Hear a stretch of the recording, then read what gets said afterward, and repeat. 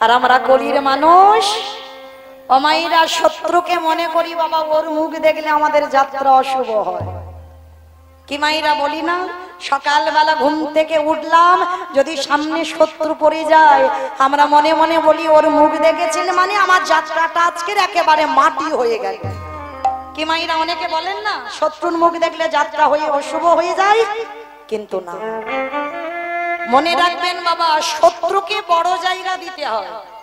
আর শত্রু যদি বয়সে বড় হয়, এই অধম কীর্তনিয়ার কথা একবার স্মরণে রাখবেন, যদি শত্রু সামনে পড়ে যায়, যদি বয়সে বড় হয়, যদি গুরুজন হয়, তার পদধূলা নিয়ে তবে তুমি শুভ কাজে বার হও। দেখবে বাবা তোমার শুভ কাজ থেকে তুমি জয়ী হবেই হবে। যদি বলেন বাবা এটা মৌমিতা বলছে না, আমার কথা নয়, প্রমাণ তো দিয়ে গেছে ভগবান কৃষ্ণ সেই যুধিষ্ঠির দাদা।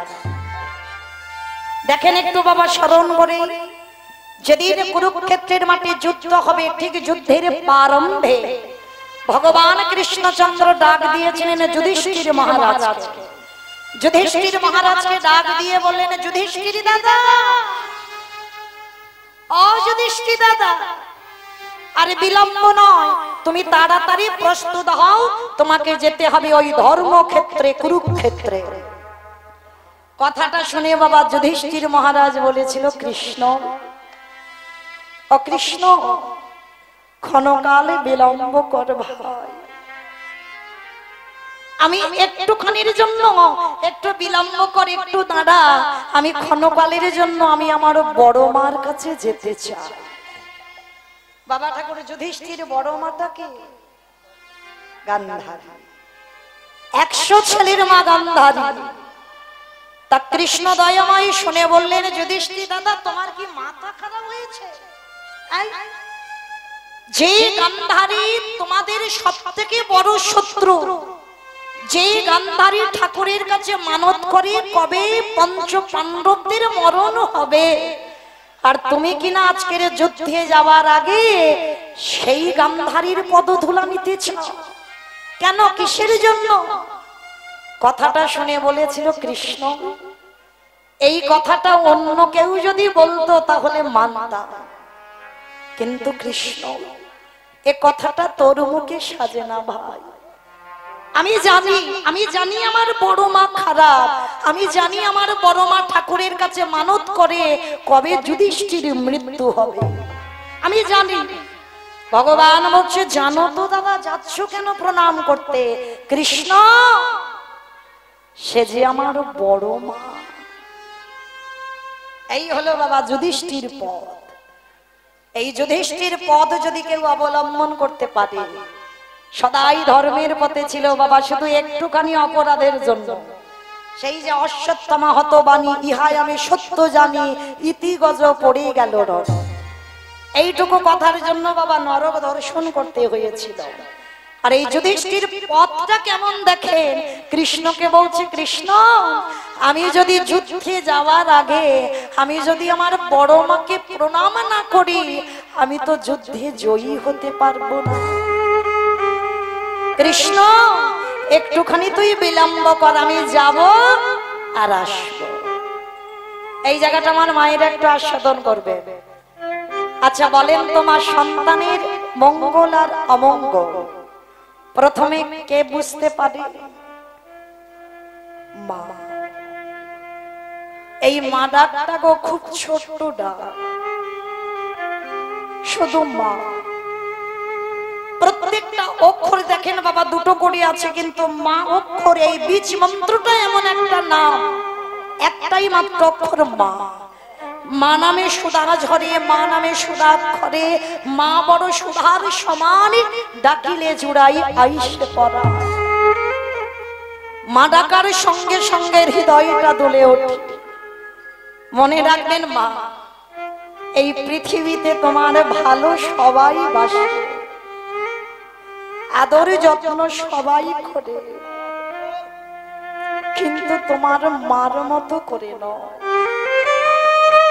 সবার ভালোবাসায় স্বার্থ থাকে, কিন্তু আমার মায়ের ভালোবাসায় কোনো স্বার্থ থাকে না। আর এই পৃথিবীতে যার মা চলে যায় তার সব চলে যায়, আর চারিদিকটা বাবা অন্ধকার নেমে আসে। তুমি মায়ের কোলে মাথা দিয়ে ঘুমালে যত শান্তি অনুভব করবে, আর বাবা তুমি কোথাও পাবে না। আজকের সেই গান্ধারী যে 100 ছেলের মা। আচ্ছা বাবা সত্যি করে ভেবে দেখেন তো, সত্যি কি গান্ধারী খারাপ ছিল? সবাই বলে গান্ধারী খারাপ, কিন্তু না। গান্ধারীর বাইরেটা দেখেছিল, কিন্তু গান্ধারীর ভিতরটা কেউ অনুভব করলো না। গান্ধারী রাতের অন্ধকারে কৃষ্ণের প্রতিচ্ছবিটা নিয়ে বলেছিল, কৃষ্ণ আমার 99টা ছেলেকে তুই খারাপ করে দিতে পারতিস, একটা ছেলেকে কি তুই ভালো করতে পারবি না? কৃষ্ণ রে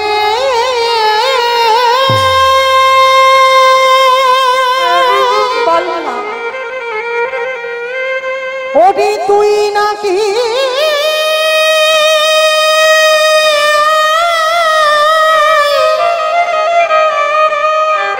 করুণা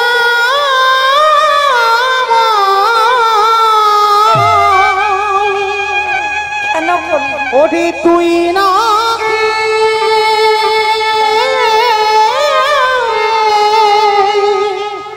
কৃপা কৃপা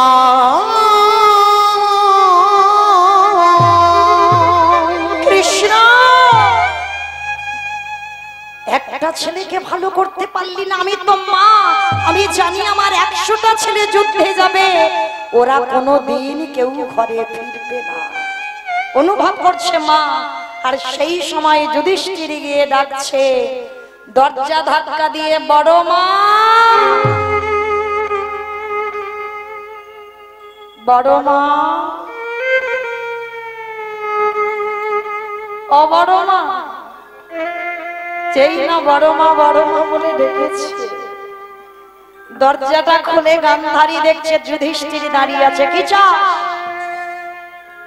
কেন এসেছিস তুই আমার কাছে? চলে যা। একবারে যদি আমার দুর্যোধন তোকে দেখে এই মুহূর্তে তোকে বধ করে দেবে, পালিয়ে যা, পালিয়ে যা। না বড় মা,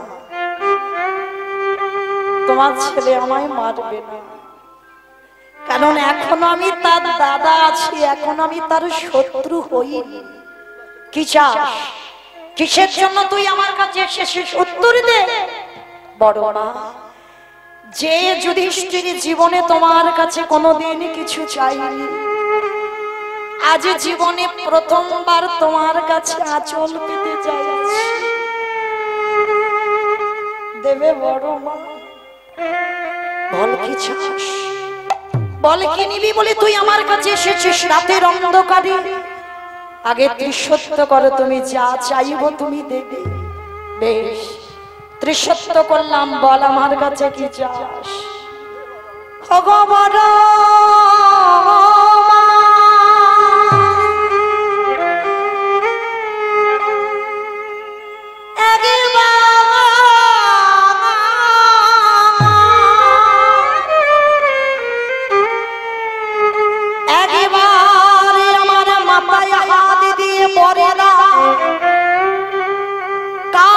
যুদ্ধে গিয়ে যেন তোমার এই যুধিষ্ঠির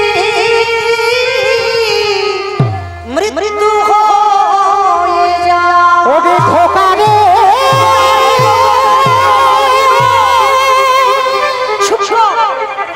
তুই এমন করে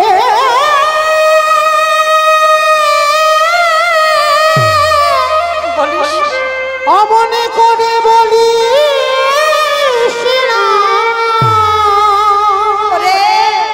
আমি যে বড় মা হয়ে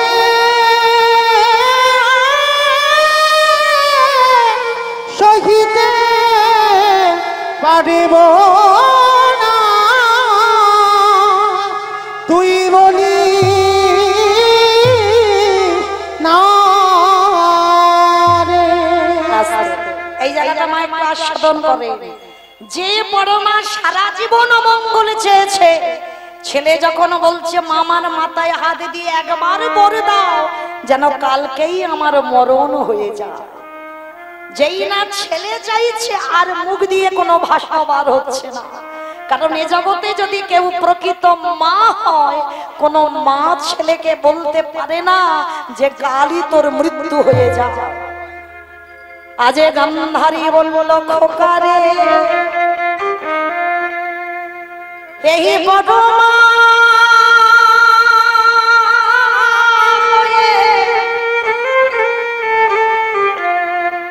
যে বড় মা জীবনে তোর ভালো চাইল না, সেই বড় মা মাথায় আঘাত দিয়ে মরে দিল। সব থেকে শত্রু কি বর দিল দেখে, ওরে খোকারে ওরে যথা ধর্ম নিতাই হইব ওরে তথা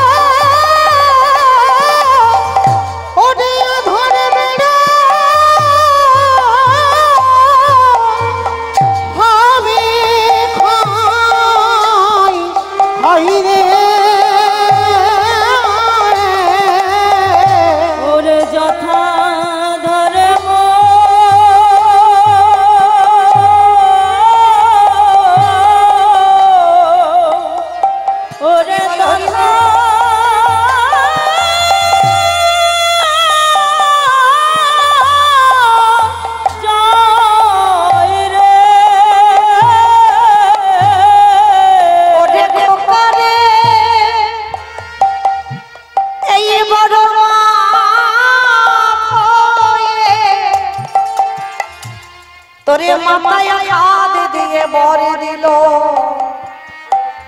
যে পক্ষে আমার কৃষ্ণ রয় সে পক্ষের কি অপমৃত্যু হবে না বাবা? তুই যদি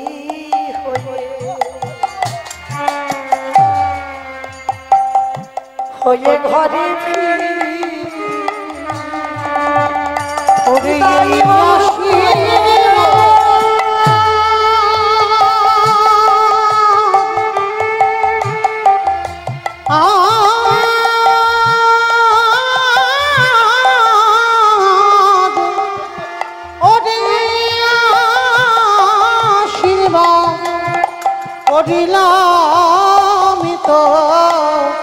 তোরে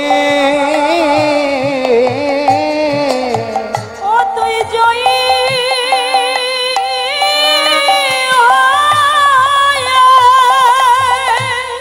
হয়ে ঘরে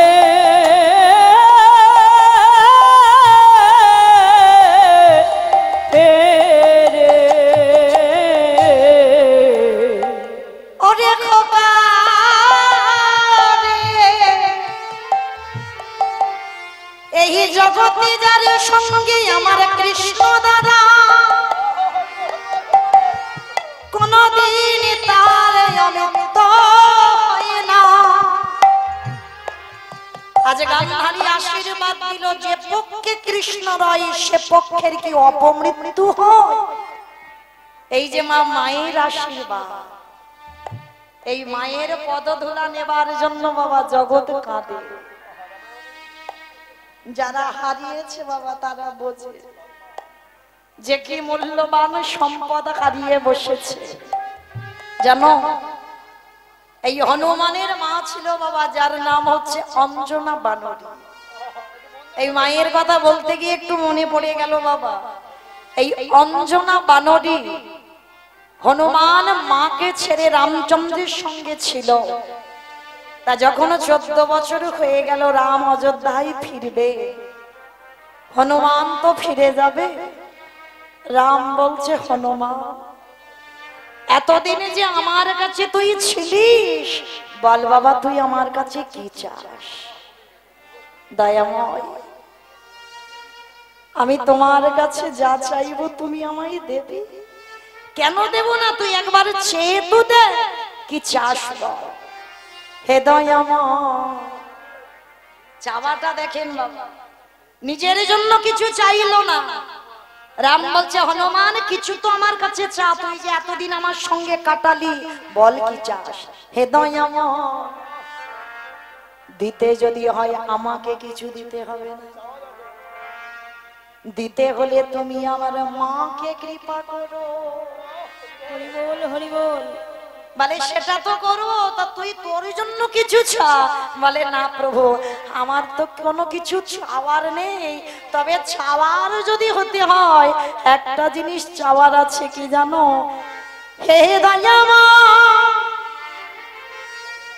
তোমার রাতুল চরণ তলে যতদিন আমি বেঁচে রব,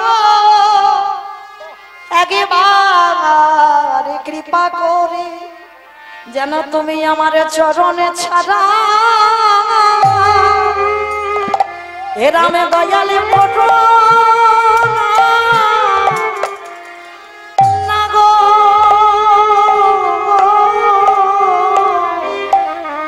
তোমার চরণ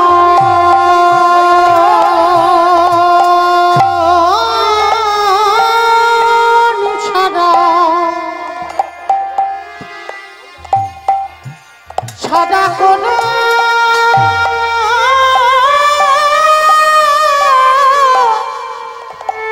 না গো।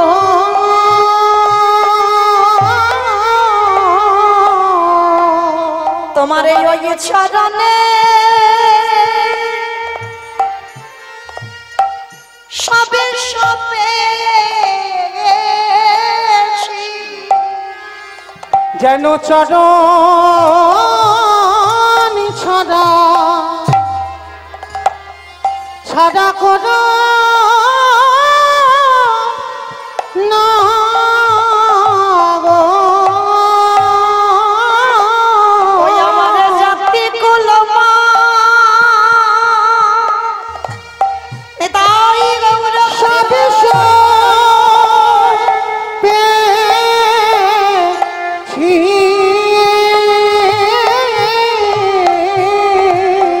ওই না চরণ ছাড়া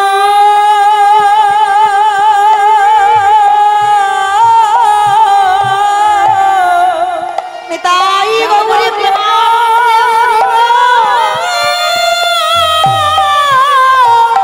না গো।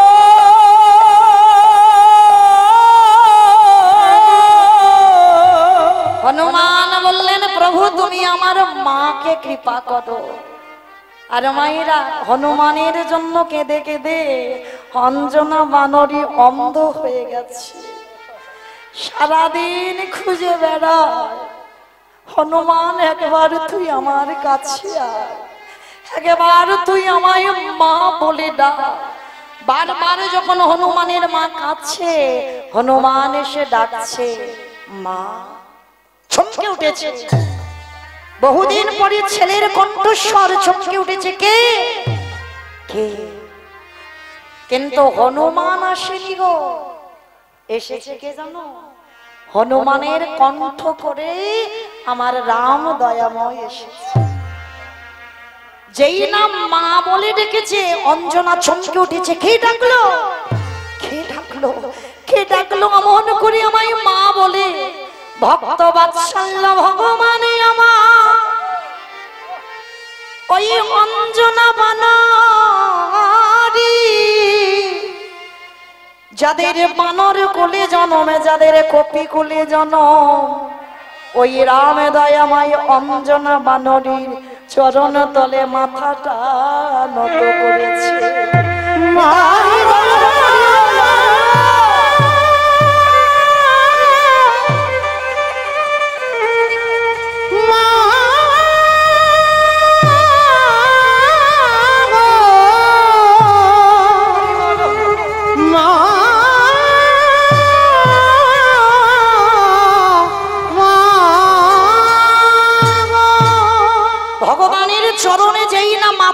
পড়েছে অঞ্জনার চরণ তলে চমকে উঠেছে। কে কে এমন করে চরণ আমার চরণে কার মাথা পড়ল? ভগবানের পরশ পেয়ে সর্বজ্বালা যেন জুড়িয়ে গেল। কে সর্বঙ্গে হাত বুলিয়ে দেখছে, দেখতে তো পাচ্ছে না। রামচন্দ্র বললেন, মা আমি তোমার রাম। চমকে উঠেছে, রাম রাম তুই এসেছিস আজ আমার চরণে? কেন রে বাবা, তুই এমন করে আমার চরণে লুটিয়ে বললি কেন? ওরে ও আমি যে অপরাধীর অপরাধী হলাম, তোর মতো ভগবান যদি আমার চরণে পড়ে, আমার মতো পাপিষ্ঠ আর জগতে কেউ নেই। রাম বললেন, মা গো এই জগৎ সংসার মাঝে হরি বল হরি বল, যদি তোমার মতো মায়ের চরণ আশ্রয় না করি, মা গো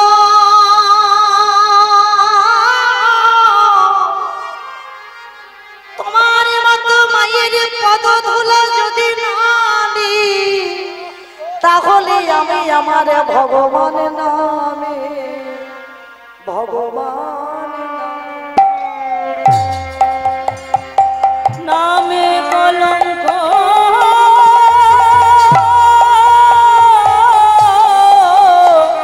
আবে। তোমার মতো মানে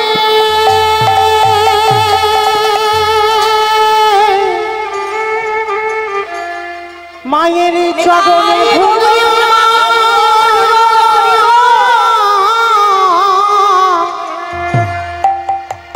মাগো তোমার চরণ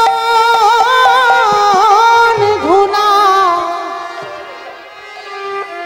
আমি শিরে না নিলে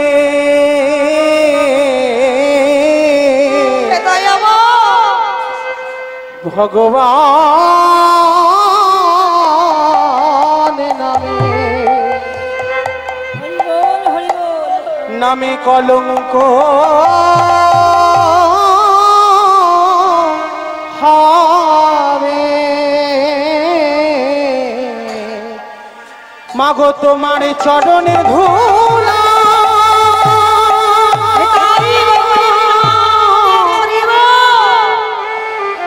চরণে ধুলা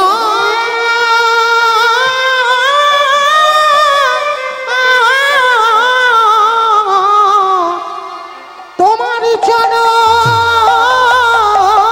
ধুলা আমি শিরে না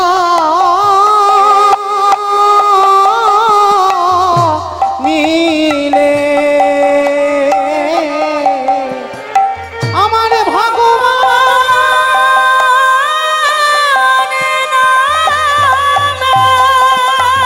নামে কলঙ্ক হবে। মায়েরা, ভগবানের কাছে যদি জীবনে কোনো কিছু চাইতে হয়, একটা জিনিস চেও, যেন চরণ ছাড়া দয়াল করো না গো। আমি যে ওই চরণ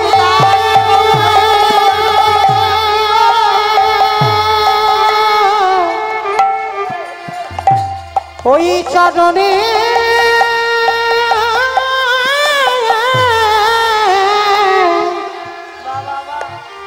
আমি ওই চরণে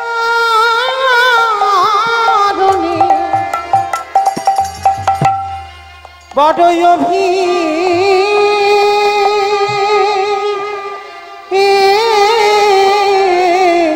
লাশি যেন চরণ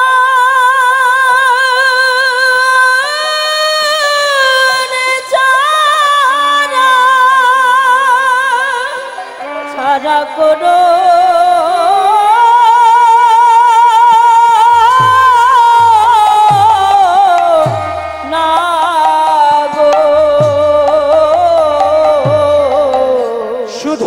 জন্মে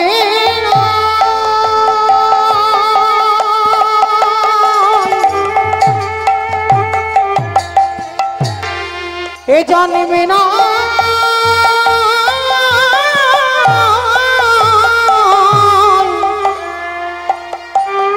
শুধুই জানিবি না তাই গৌরী প্রেমানন্দে হরি বল হরি বল। প্রতি জন্মে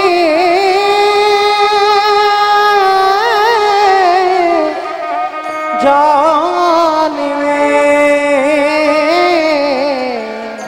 ওই জানা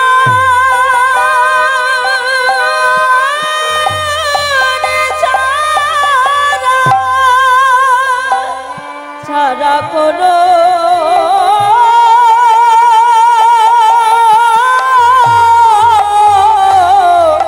না গো তাই গৌরী হরি বল। ও গো দয়া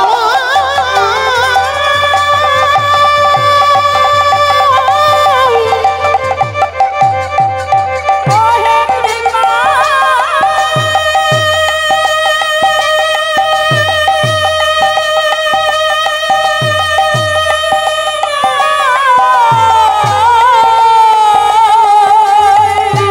প্রভু যে গুলি জানো তাই তোমার ওই চরণে আমি যেন প্রতি জন্মে জন্মে আশ্রয় নিতে পারি।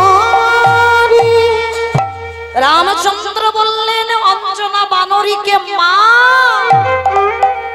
তোমার মতো মা বলে তবে তো হনুমান এমন করে হৃদয় ছিঁড়ে দেখিয়েছে রাম সীতার যুগল মূর্তি। মা গো, তাই তো আজ আমার মাথাটাই আমি তোমার চরণে দিলাম। আজ যেই না মাথাটা চরণে দিয়েছে, রামচন্দ্র করুণার হাতটা অঞ্জনীর চোখে বলিয়েছে। আরে যেই না করুণার হাত অঞ্জনা বানরীর চোখে বুলাইয়েছে, দৃষ্টি শক্তি ফিরে পেয়েছে। রামকে দেখে বললেন, রাম রে কৃপা করে করুণা করে তোমার কাছে আমি একটা বস্তু চাই। কি চাও মা একবারে বলো। রাম দে দে আমার অন্ধ করে দে দে। ও দে দে দে তাই বলো, হরি বল। অন্ধ করে দে রে। আস্তে এই জায়গাটা একটু শুনবেন বাবা, সবে চোখ পেল রামের কৃপায়, আবার বলছে রাম আমাকে অন্ধ করে দে। তা রামচন্দ্র জিজ্ঞাসা করছে, মা তুমি আবার অন্ধ হতে চাইছো কেন? ওরে রাম রে, এই পাবে নয়নে যে একবার রামের রূপ দেখে ফেলে, তারে তো আর জগতে কিছু দেখতে ভালো লাগে না। তাই তোর কাছে বারে বারে চাই, ওরে রাম একবার আমার দে দে আমার অন্ধ করে দে। ও দে দে দে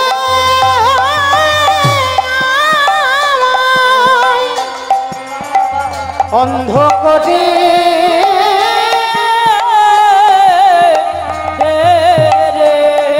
ওরে যে নয়নে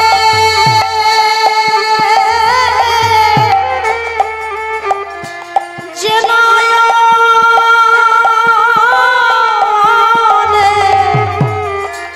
একেবারে কৃষ্ণ দর্শন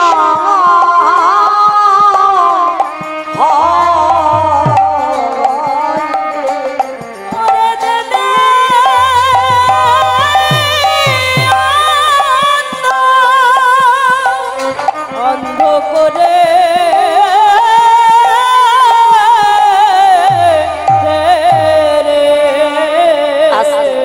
যেই না বলেছে আমায় অন্ধ করে দে, তাহলে আজকের অঞ্জনা বানরীর জন্য কিন্তু ছেলেটা আজকের হনুমান এই রকম তৈরি হয়েছে। তাহলে বাবা বোঝা গেল কি, সন্তান জন্ম দাও, জন্ম দিয়ে এমন ভালোবাসা বেশো না ছেলে যেন বাবা মাথায় চড়ে বসে। এইটা খেয়াল রাখতে হবে আমাদের মতো বাবা মাদের। ছেলে যেটা বললো সেটা মেনে নিলাম, তাতে হবে কি ছেলে বাবা একেবারে বেপরোয়া হয়ে যাবে, তাই না? ছেলেকে ভালোবাসো, কিন্তু ভালোবাসার ভিতরে মা যেন শাসন করতে ভুলে যেও না। তবে মায়েরা এই কথা বলতে গিয়ে একটা কথা মনে পড়ে গেছে, যারা বাবা অনেকে শুনেছেন চাণক্যের নীতি কথা। এই চাণক্য ছোট্টবেলা থেকে বাবা এমন মেধাবী ছাত্র ছিল, এত সুন্দর পড়াশোনা করত, প্রত্যেক ক্লাসে প্রথম হতো এই চাণক্য। কিন্তু বাবা প্রথম হলে কি হবে, মা ভালোবাসতো কিন্তু বাবার মনে এতটুকু আনন্দ ছিল না। কিন্তু আনন্দ ছিল কি ছিল না সেটা একটু পরে বুঝতে পারবে, একটু শ্রবণ করে। এগুলো আপনাদের আমাদের মতো বাবা মাদের শোনার খুব প্রয়োজন, খুব দরকার। তো এই চাণক্য একদিন মার গলা জড়িয়ে ধরে বলছে, মা ও মা, যদি আমার পড়াশোনার মাস্টার মশাই দেওয়া না হয় আমি কি ভালো পড়াশোনা করতে পারি? আর চাণক্যের বাবা রাগ বসে বলেছে, শোনো চাণক্য, এই বছর যদি তুমি পরীক্ষায় প্রথম হতে না পারো তাহলে কি তোমায় গলা ধাক্কা দিয়ে বাড়ি থেকে বের করে দেব। এত বড় কথা বলে রেখেছে বাবা, চাণক্যের বাবা। আর চাণক্য ওই কথাটা শুনে বাবা সব সময় মনের ভিতরে একটা ভয়, ওই যে বাবা বলেছে যদি প্রতি বছর প্রথম হয় যে ছেলে, তবু এবছর বলেছে যদি প্রথম না হও তাহলে কিন্তু বাড়ি থেকে তোমায় বের করে দেব। এই ভয়ে ভয়ে বাবা চাণক্য পরীক্ষা দিল, কিন্তু মনে একটা ভয়, যদি আমি প্রথম না হয়ে যদি দ্বিতীয় হয়ে যাই তাহলে তো বাবা মাই বাড়ি থেকে বের করে দেবে। এই ভয় ভয় করে পরীক্ষা দিয়েছে। পরীক্ষার রেজাল্টের দিন মা বলছে, হ্যাঁ রে চাণক্য, আজকের আমি তোর জন্য রন্ধন করেছি, আই বাবা আমি নিজের হাতে তোকে খাওয়াবো। চাণক্য বলছে, না মা, আমি পরীক্ষায় প্রথম হলাম না দ্বিতীয় হলাম দেখে আমি আমার বাবার সঙ্গে খাবো। তো ছোট ছোট বন্ধুরা ছুটতে ছুটতে এসেছে, চাণক্য চাণক্য তুই তো স্কুলে গেলি না, আমরা সবাই দেখলাম যেমন প্রতি বছর তুই প্রথম হোস এবছরও তুই প্রথম হয়েছিস। চাণক্য বিশ্বাস করলো না, মনে একটা আনন্দ, নিজে ছুটতে ছুটতে স্কুলে গেল, গিয়ে দেখে এলো বাবা সবার উপরে চাণক্যর নাম। বাড়িতে ছুটতে ছুটতে এসেছে, মা মা ও মা, আমার বাবা বলেছিল না যদি আমি পরীক্ষায় প্রথম না হই, যদি দ্বিতীয় হই আমার বাবা মাকে বের করে দেবে। কিন্তু জানো মা, আমি যেমন প্রতি বছর প্রথম হই এবছরও প্রথম হয়েছি। হ্যাঁ রে বাবা, ও মামা, তাহলে বাবা আসুক, বাবা আসলে আমি একসঙ্গে সেবা করব। বাবা কর্ম সেরে বাড়ি ফিরেছে। চাণক্য ছুটতে ছুটতে গিয়ে বাবার কোমরটা জড়িয়ে ধরেছে, বাবা বাবা ও কি হয়েছে? বাবা সব সময় মানে মেজাজটা একেবারে উপরে থাকে। কি হয়েছে? এত আনন্দ করবার কি আছে? বাবা তুমি বলেছিলে না প্রথম না হয়ে যদি দ্বিতীয় হই আমাকে বাড়ি থেকে বের করে দেবে। বের করে দিতে হবে না, জানো বাবা আমি এবছরও ক্লাসে প্রথম হয়েছি। ছেলের হাতটা ধরে বাবা বলে উঠলেন, উদ্ধার করে দিয়েছো, তা প্রথম হয়েছো, এত আনন্দ করবার কি আছে? হ্যাঁ, যা যা এখান থেকে চলে যা। এই যে অভিমান যেতে জন্মে গেল চাণক্যর মনে। কোনদিন বাবা যত্ন করে কোলে নিল না, কোনদিন বাবা যত্ন করে আদর করে একটা কথা বলল না। সব সময় আমার সঙ্গে ভালো করে কথা বলে না, কোনদিন বাবার স্নেহ মায়া মমতা পাইনি। আজ আমি স্কুলে প্রথম হলাম সেটা শুনে বাবার আনন্দ হলো না। তো জেদ জন্মে গেল চাণক্যর মাথায়, ওই রকম বাবার আমার প্রয়োজন নেই। আর জেদ জন্মে গিয়ে বাড়ি থেকে ছেলেটা বেরিয়ে গেল। দুপুরে গড়িয়ে গেল, বিকাল গড়িয়ে গেল, সন্ধ্যা গড়িয়ে গেল, রাত হয়ে গেল। বাবা মা বিছানায় ঘুমিয়েছে, মা তো ছেলেটা যখন বাড়িতে ফিরছে না মার মনটা কুগাইছে। হ্যাঁ গো, ছেলেটাকে এত বকা বগলে হ্যাঁ গো, তুমি কি পারো না কোনোদিন ছেলেটাকে একটু আদর করতে? কোনোদিন কি পারো না ওকে হৃদয়ে একটু জড়িয়ে ধরতে? সর্বক্ষণ তুমি ওকে এইরকম ভাবে কথা বলো, ও যে বড় দুঃখ পায়, ও যে বড় ব্যথা পায়। চুপ করো। পেটে যখন জ্বালা বাঁধবে ও ঠিক বাড়িতে চলে আসবে, অত আদিক্ষেতা করতে হবে না। এমন মাকে বকা দিয়েছে, চুপচাপ হয়ে গেছে। কিন্তু চাণক্য তখন কোথায়? কামার সালে গিয়ে বাবা একটা ধারালো চকচকে অস্ত্র তৈরি করেছে। এমন জেদ জন্মে গেছে যে বাবা মাই ভালোবাসে না, যে বাবার কাছ থেকে কোনোদিন স্নেহ মায়া মমতা পাই নাই, সেই বাবার আমার দরকার নেই।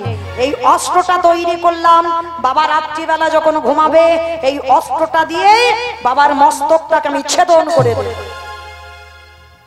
চাণক্য মাথার ধারে ওই চকচকে অস্ত্রটা নিয়ে দাঁড়িয়ে আছে। দেখতে দেখতে রাত্রিবেলা দুই স্বামী স্ত্রী চাণক্যর মা বাবা ঘুমাচ্ছে বিছানায়, আর মাথার দিকে ঠিক ছেলেটা অস্ত্রটা নিয়ে দাঁড়িয়ে আছে। কখন বাবা ঘুমাবে আর এই অস্ত্রটা দিয়ে বাবার মস্তক ছেদন করব। মা বারবার বলছে, হ্যাঁ গো, ভোর হয়ে যাচ্ছে, ছেলেটা এখনো ফিরছে না, মনটা বড় চুপ করো। আবার ছেলে ছেলে করে। বললাম না পেটে জ্বালা বাঁধলে ও বাড়িতে ঠিক চলে আসবে। এইবারে চাণক্যর মা কি করেছে, আর থাকতে পারছে না, জানো স্বামী, তালপাতার কুড়ে ঘর, দেখতে পাচ্ছ কি সুন্দর আকাশে চাঁদ উঠেছে। ওই চাঁদ আমাদের ঘরে পড়েছে, আর ওই চাঁদের আলোয় আমাদের ঘরটা আলোয় আলোকিত হয়ে গেল। যেই না ওই চাণক্যর মা কথাটা বলা, আর চাণক্যর বাবা চেপে থাকতে পারলো না, একেবারে প্রকাশ করে ফেললো, গিন্নি গো, একেবারে চেয়ে দেখো,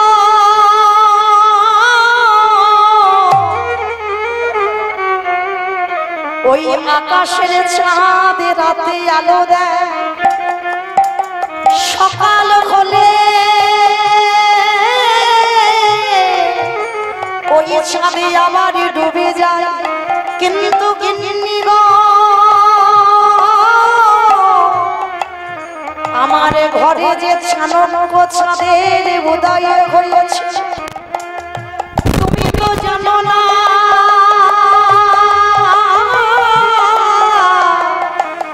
এই গোটা সমাজের কাছে আমার আলোয় আলোকিত করে দিয়েছে। তুমি তো জানো না,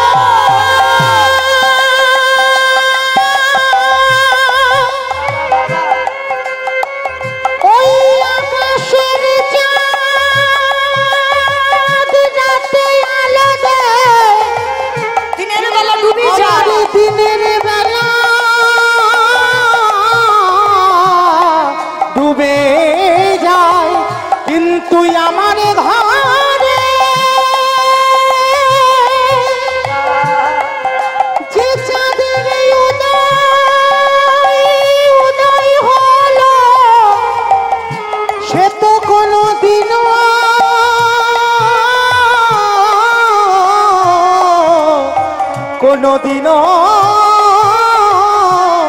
নিভে যাবে না। আমা বুঝতে পেরেছো? যারা কীর্তন বোঝে, অনুভব করে, তারা ঠিক বুঝতে পেরেছে। আকাশের চাঁদ শুধু রাতে আলো দেয়। দেখবেন বাবা, কোন কোন সন্তানের জন্য বাবা মার গর্ব হয়।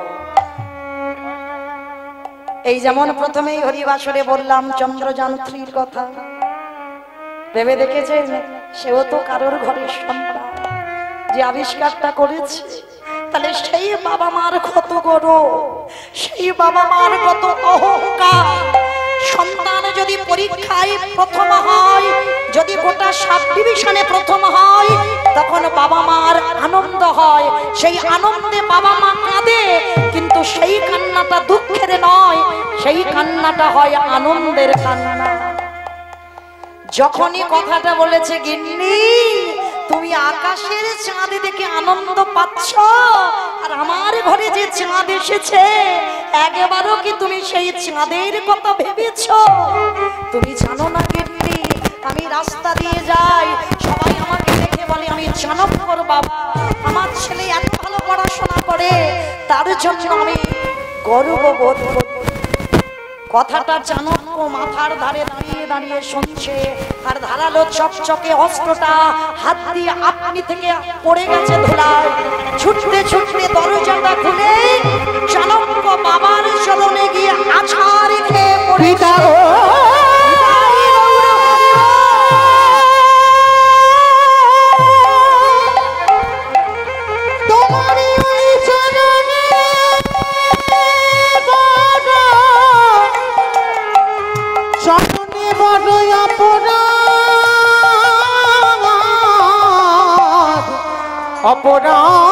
অপরাধ করেছি, তুমি যদি পারো আমার সকলে অপরাধ ক্ষমা করে দাও। যেই না বাবার চরণে প্রণাম, চাণক্য বলল, বাবা তুমি আমায় ক্ষমা করে দাও, আমি তোমায় বুঝতে পারিনি, তোমার ভালোবাসা তোমার প্রেম আমি বুঝতে পারিনি। চাণক্যর বাবা বলেছিল, খোকা আমি যদি তোকে শাসন না করতাম, তোর মা তোকে আদর দিয়েছে, আর আমিও যদি তোকে আদর দিই, তাহলে তুই কি আমার এই চাণক্য হয়ে দেখাতে পারতিস না, যার জন্য আমি সর্বদা আমার হৃদয়টাকে চেপে ধরে তোকে বকতাম, তোকে কত কটু কথা বলতাম, আমি ঘরের ভিতরে এসে কাঁদতাম, কিন্তু তোর সামনে আমার ভালোবাসা কোনোদিন প্রকাশ করি। আর যদি প্রকাশ করতাম, তাহলে আজকের এই জগতের কাছে তুই এই চাণক্য হয়ে দেখাতে পারতিস না। নিতাই গৌর হরি বল। তাহলে বাবা ঠাকুর ভালোবাসো, এমন ভালোবাসা বেশো না ছেলে যেন মাথায় চড়ে বসে। তাই হনুমানের মা অঞ্জনা বানরীর শিক্ষাতে আজ হনুমান রামচন্দ্রের চরণ আশ্রয় পেয়েছিল। তাহলে মায়েরা, ভগবানের সঙ্গে যারা থাকে তাদের কোনোদিন অপমৃত্যু হয় না। আজ গান্ধারী অভিশাপ দিল পঞ্চ পাণ্ডবদের, তারা জয়ী হয়ে চলে এলো। ভগবান জগৎকে শেখালো, ওরে জগৎ, যুধিষ্ঠির দ্বারা জগৎকে শিক্ষা দিলাম, শত্রু হলেও শত্রুকে বড় জায়গা দাও, আর যদি দিতে পারো তোমরা সকল কাজে জয়ী হবে হবে হবে। হরিনাম ছাড়া কোনো গতি নাই, কোনো গতি নাই, কোনো গতি নাই। যদি বলেন বাবা এটা এই মৌমিতা বলে যাচ্ছে না, আমার কথা নয়, একবার মিলিয়ে দেখেন শেষের দিনে যাদের জন্য তুমি মায়ামোহ সংসারে পড়ে আছো, ছেলে আমার, মেয়ে আমার, জায়গা আমার, জমি আমার, বৈভব আমার, সব আমার,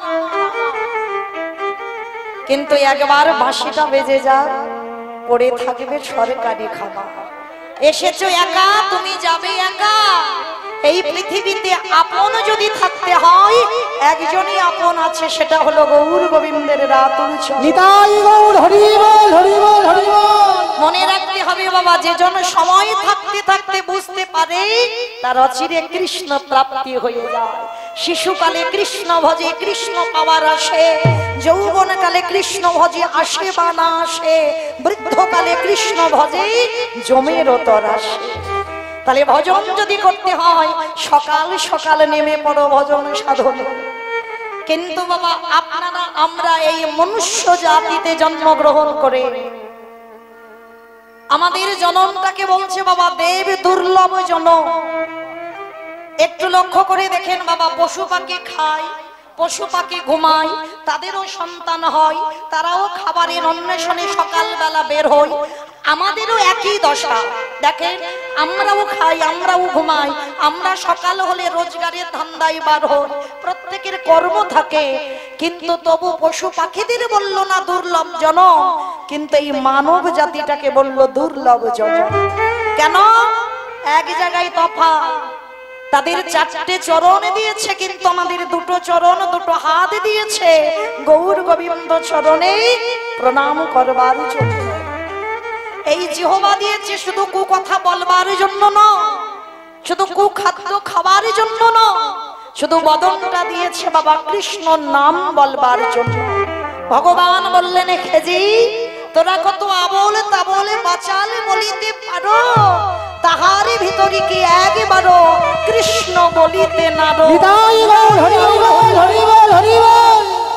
এই জিহ্বা দিয়েছে উলুধ্বনি দেবার জন্য, হাতে দিয়েছে কর্ম করবার জন্য, কিন্তু এটা পশু পাখিদের দেয়নি, যার জন্য এই মানব জাতিটাকে বললে দুর্লভ জন। আর আপনারা আমরা কত ভাগ্যবান, কত ভাগ্যবতী, তাই না? এই নদিয়ার ভাগ্যাকাশে, এই পশ্চিমবঙ্গের মাটিতে, এই ভারতের মাটিতে আমার ব্রজেন্দ্র নন্দন কৃষ্ণ গৌর হয়ে উদয় হয়েছে। তাহলে আপনারা আমরা বড় ভাগ্যবতী, বড় ভাগ্যবান নয়? হ্যাঁ, যেমন বাবা আপনারা সবাই তো এখন মোবাইলে দেখতে পাচ্ছেন চন্দ্রযান-3 যাচ্ছে না, একবার হয়ে গেল, দুবার হয়ে গেল, পারলো না, কিন্তু এই তৃতীয়বার। তাহলে এই ভারতের মাটি থেকে আমাদের এই পশ্চিমবঙ্গে বাংলার ছেলে যাচ্ছে সেই চন্দ্রযান। তাহলে এর মতো ভাগ্যবান আমরা কি আর বাবা কোন দেশ হতে পারলো না, চতুর্থ জায়গায় দাঁড়িয়ে গেল আমাদের এই ভারত। তাহলে আপনারা আমরা সবাই বড় ভাগ্যবতী, বড় ভাগ্যবান। ভগবানের কাছে প্রার্থনা করব আমরা এই পশ্চিমবঙ্গের মাটিতে জন্মগ্রহণ করে, যেটা গৌরের দেশ, যেটা আমার ভগবানের দেশ, বিদেশি মানুষরা বাবা তারা আমার গৌরকে ছিনে নিয়ে যাচ্ছে, কিন্তু আমরা বাংলার মানুষ হয়ে আমরা কিন্তু গৌরকে ধীরে ধীরে ভুলে যাচ্ছি। যার জন্য তো ভগবান অভিমান করে আমার এই বাংলার মাটি থেকে চলে গেল। কেন? মনে মনে চিন্তা করলো এদের কাছে আছি, এরা আমার কেউ চিনছে না, এরা আমাকে গুরুত্ব দেয় না, কিন্তু যেদিন এদের কাছ থেকে আমি চলে যাব সেদিন দেখবে সবাই হা গৌর প্রাণ গৌর বলে পাগলের মতো কেঁদে বেড়াবে। নিতাই গৌর হরি বল হরি বল হরি বল। নিমাই যখন নবদ্বীপে ছিল বাবা এত হরিনাম ছিল না, কিন্তু এখন এত হরিনাম কেন ঘরে ঘরে হয়েছে? একটা একটা গ্রামে বাবা কতগুলো করে হরিবাসর হয়েছে, এটা আমার মহাপ্রভুর অহেতুক কৃপা। কেন? যখন ছিল তখন চিনলাম না, আজ আমরা হারিয়ে ফেলেছি, আজ আমরা গৌর বলে কেঁদে বেড়াচ্ছি। নিতাই গৌর হরি বল হরি বল হরি বল। তাই মায়েরা যে সম্পদ আমরা পেয়েছি সেটা আগলে ধরে রাখতে হবে। যার জন্য বাবা আমরা তো ভগবানকে প্রণাম করতে পারি, কিন্তু ভগবানের গুরুদেব যার নাম ছিল ঈশ্বরপুরী, এই জায়গাটা একটু লক্ষ্য করবেন। আমরা প্রত্যেকে ভগবানকে প্রণাম করতে পারি, কিন্তু ঈশ্বরপুরী তার মনে একটা আক্ষেপ ছিল, নিমাই আমি এমন অভাগাজি, আমি একবারের জন্য তোকে প্রণাম করতে পারি না। কেন? আমি যে তোর গুরুদেব, আমি গুরুদেব হয়ে যদি তোকে প্রণাম করি তাহলে আমাকে রৌরব নরক যন্ত্রণা পেতে হবে তোকে। যার জন্য কোনোদিন ঈশ্বরপুরী প্রণাম করতে পারত না, কিন্তু ঈশ্বরপুরীর যেদিন বার্ধক্য দশা এলো, মৃত্যু সজ্জায়, আর আমার নিমাই পণ্ডিত আর গোবিন্দ ঘোষ এরা ছিল বাবা গুরু ভাই। মানে ঈশ্বরপুরী যেমন নিমাইয়ের গুরুদেব ছিল, আর গোবিন্দ ঘোষের গুরুদেব ছিল আমার ঈশ্বরপুরী। আর আপনারা জানেন বাবা দীক্ষা কালে যখন শিষ্যকে বাম দিকে বসে দীক্ষা দেওয়া হয়, ওই গুরু শিষ্য আর ভেদাভেদ থাকে না, কর্ণটা ছিদ্র হয়ে যায়। কারণ এই যে দীক্ষা মন্ত্র যখন গুরুদেব আমাদেরকে প্রত্যেকে বাবা বাম দিকে বসে আমরা দীক্ষা নিয়েছি, আর এই বামে বসে যখন দীক্ষা নেন আমার দেহটা ছিদ্র হয়ে যায়। গুরুদেব যদি কোনো কুকর্ম করে শিষ্যের শরীরে যায়, শিষ্য যদি কোনো কুকর্ম করে গুরুদেবের শরীরে যায়। তাহলে এই যে আদান প্রদান, তবে বাবা প্রকৃত গুরু হতে হবে আর প্রকৃত শিষ্য হতে হবে। যেমন ছিল বাবা শ্রী শ্রী রামকৃষ্ণ পরমহংসদেব, একজন ছিল না বাবা একেবারে মাতাল, যিনি ছিলেন নাট্যাচার্য গিরিশ ঘোষ। নাট্যাচার্য গিরিশ ঘোষ কোনদিন গুরুদেবের মন্ত্র জপ করত না, কোনদিন মা ভবতারিণীকে স্মরণ করত না, সর্বদাই বাবা গুরুদেবকে ঘৃণার চোখে দেখত। গুরুদেবকে যদি সেবা দিতে বসতো সেই সেবা থালাটা গিরিশ কেড়ে নিত। কিন্তু এই গিরিশের বাবা মৃত্যু শয্যায় হয়েছিল একটা মারণ ব্যাধি, যে ব্যাধিটার নাম বাবা ক্যান্সার। কিন্তু এই মৃত্যু যন্ত্রণায় গলায় হয়েছিল গিরিশের ক্যান্সার। এত যন্ত্রণা, এত জ্বালা, ছটফট করছে। গিরিশের স্ত্রীকে ডেকে বলেছিল, ওগো আরে বুঝি আমি বাঁচবো না, বড় জ্বালা, বড় যন্ত্রণা। কিন্তু জানো গিন্নি, জীবনে গুরুদেব যে মন্ত্রটা দিয়েছে আমি জীবনে জপ করিনি। আমার মনে বড় ইচ্ছা, একবার মৃত্যুর আগে আমি গুরুদেবের দেওয়া মন্ত্র একবার জপ করব। সারা জীবন হয়ে গেল, একবারের জন্য গুরুদেবের মন্ত্র জপ করলো না।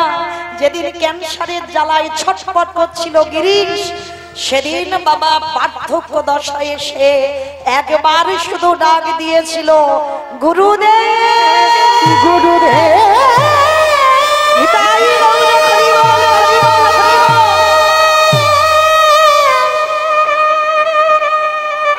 একেবারে কৃপা করে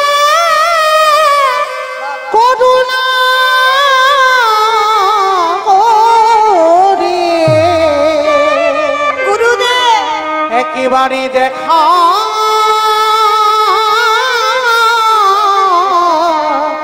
দেখা একবারে গুরুদেব বলে ডাকলো। গুরুদেব তখন কোথায়? কলকাতা দক্ষিণেশ্বর কালীবাড়ি। আর গিরিশ ঘোষ কোথায়? আমাদের কলকাতায় ছিল বাবা বাগবাজার। তাহলে কতটা রাস্তা কলকাতার বাগবাজার আর দক্ষিণেশ্বর কালীবাড়ি। একবার শিষ্য শুধু গুরুদেব বলে ডেকেছে। প্রকৃত শিষ্য আর গুরু যদি হয়, গুরুদেবের কানে চলে গেল। চমকে উঠলো রামকৃষ্ণদেব, কে কে এমন করে আমায় গুরুদেব গুরুদেব বলে ডাকলো? পাগলের মতো খালি পায়ে ওই দক্ষিণেশ্বর থেকে ছুটতে ছুটতে গিরিশের দরজার ধারে গিয়ে দাঁড়িয়েছে। দরজার ধারে দাঁড়িয়ে ডাক দিল, গিরিশ। কে কে আমায় গিরিশ গিরিশ বলে ডাকলো? কে তুমি? গিরিশ, আমায় তুই দেখেছিস? গুরুদেব, তোমার দেওয়া মন্ত্র আমি কোনোদিন জপ করিনি গুরুদেব। তোমার দেওয়া মন্ত্র আমি কোনোদিন যাজন করি না। আজ আমি শেষের দিনে আমার বড় জ্বালা, বড় যন্ত্রণা, আমি মৃত্যু সজ্জায়। গুরুদেব, একবার কৃপা করে তোমার চরণ দুখানা আমার বক্ষে তুলে দাও। যাবার সময় তোমার চরণ যুগল নিয়ে আমি যেন দেহ ত্যাগ করতে পারি। শ্রী শ্রী রামকৃষ্ণ পরমহংসদেব বলেছিলেন, এই শালা। বাবা কোন শালা? বউয়ের ভাই শালা? না। পাঠশালা? না। গোশালা? না। তাহলে কোন শালা? শা মানে মুক্তি, লা মানে নৌকা। ওই মুক্তির নৌকাতে ঠাকুর পারাপার হবে। ওই জন্য ঠাকুরের বই যারা পড়বেন, ঠাকুর উদাহরণ ছাড়া কথা বলতো না। ঠাকুরের বইয়ে দেখবেন শালা ভাষাটা লেখা। কোন শালা? যে শালা উচ্চারণ করে ঠাকুর মুক্তি পেয়ে যাবে। আজকের গিরিশকে বলেছিল দুঃশালা। কে বলেছে তুই মরবি? তুই যে নাট্যাচার্য গিরিশ, তোকে বেঁচে থাকতে হবে। তুই যদি বেঁচে না থাকিস, শোন, তোর এই নাটক যখন সমাজে বাজবে, এই জগৎ শিক্ষা পাবে। ওরে, আমার আর বেঁচে থাকার কোনো প্রয়োজনীয়তা নেই। আমাকে বাড়ি চলে গেলেই হবে, কিন্তু তোকে বাঁচতে হবে। দে দে, তোর ওই ক্যান্সারটা তুই আমায় দিয়ে দে। চমকে উঠেছিল গিরিশ। গুরুদেব, আমার গলার ক্যান্সার আমি তোমারই দেব কি করে?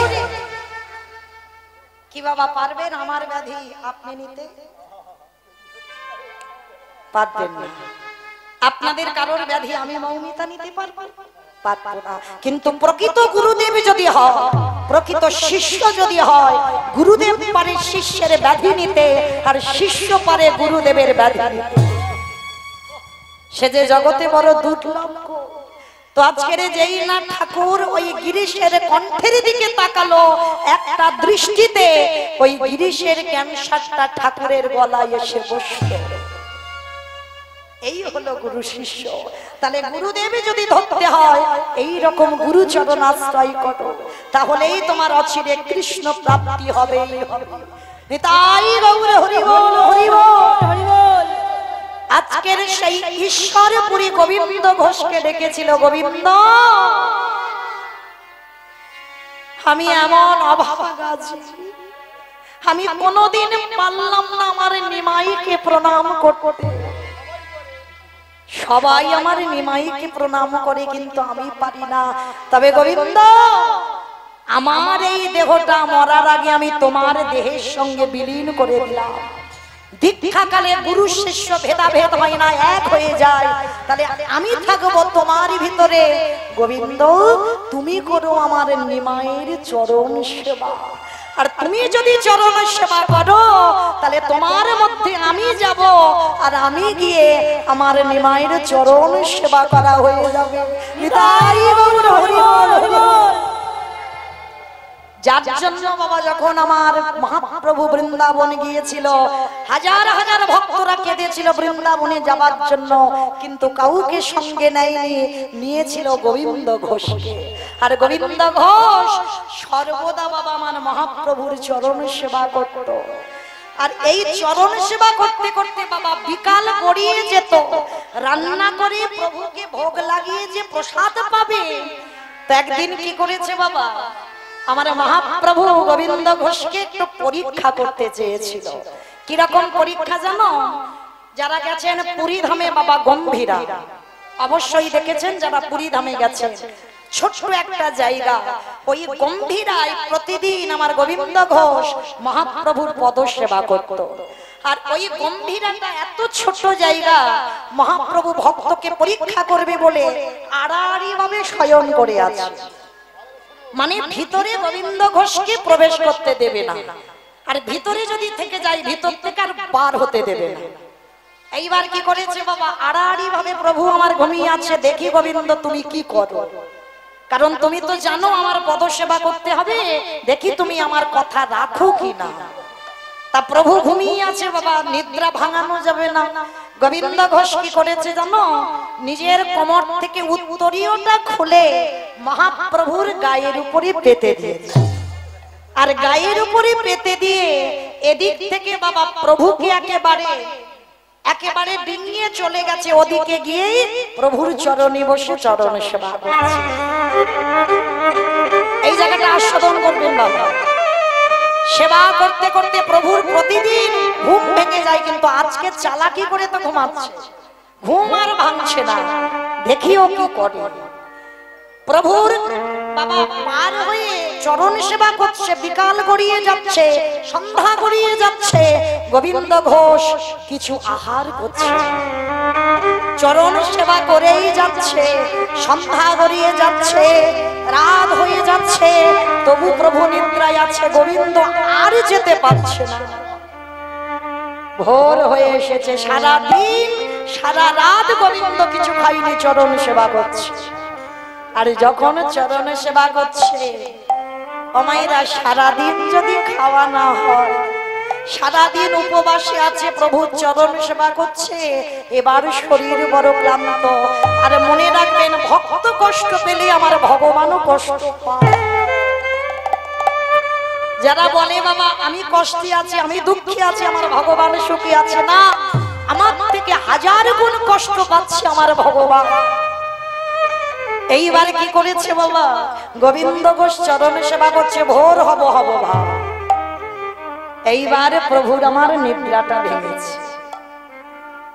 বসে গম্ভীরাই বসে গোবিন্দ ঘোষকে প্রশ্ন করছে, গোবিন্দ, অগোবিন্দ, সারা রাত চলে গেল, ভোর হব সেই সকাল থেকে তুমি কিছু খাওনি, তুমি আমার পদ সেবা করছো, রান্না করবে কখনো, তুমি প্রসাদ পাবে কখন? কথাটা শুনে বলছে, প্রভু যাব কি করে, তুমি তো দরজা আটকে আড়াআড়ি ভাবে ঘুমাচ্ছ, আমি কি করে যাব বলো, তোমাকে ডিঙিয়ে কি আমি পারি যেতে?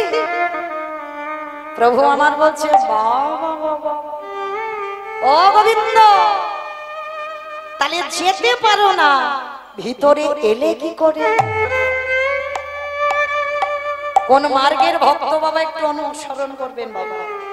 বলে প্রভু কেন এসেছিলাম তোমার গায়ের উপরে একটা উত্তরীয় পেতে দিয়ে আমি তোমাকে ডিঙিয়ে চলে এসেছি।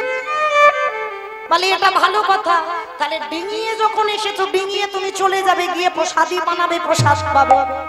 হে দয়াময়, এই জগৎ সংসারের মাঝে যারা একেবারে প্রকৃত ভক্ত হয়েছে, আমার ভগবানের কাছে নিজের জন্য কিছু চাই না, নিজের সুখের জন্য কিছু চাই না। হে গগন সুন্দর, আমি তোমাকে ডিঙিয়ে গেলাম কেন জানো? আমি যদি না যেতাম তাহলে যে তোমার চরণে সেবা করতে পারতাম না। ও দয়া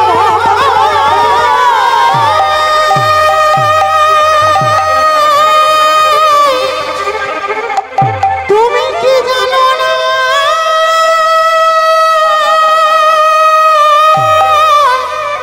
তুমি যে ভক্তের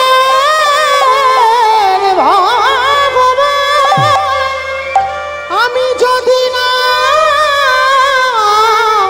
ওই পানে যেতাম তবে কেমন করি তোমার চরণ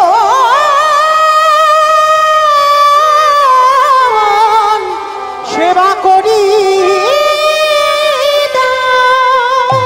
প্রভু তোমার সেবার জন্য আমি অপরাধ করতে পারি, কিন্তু আমার সুখের জন্য আমি রান্না করে প্রসাদ পাবো, আমি তো অপরাধ করতে পারি না, যার জন্য আমি তোমাকে ডিঙিয়ে আর আসতে পারলাম না।